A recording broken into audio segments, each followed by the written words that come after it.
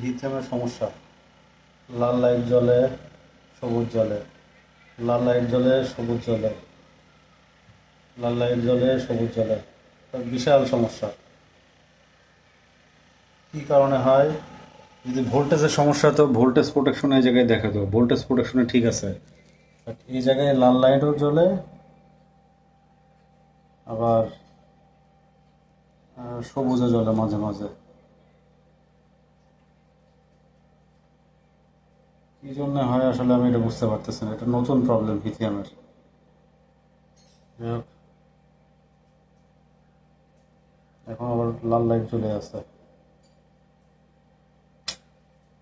ঝামেলা। Overload protection, short circuit সবই বলে আছে। কারেন্ট বাইপাসের অপশন আছে, এটা দিয়ে কারেন্ট বাইপাস বোঝা যায়। এটিএস লাগানো তো, কারেন্ট বাইপাস করে, বাইপাসের লাইন চলতেছে আমার, কিন্তু লিথিয়াম চার্জ হচ্ছে না।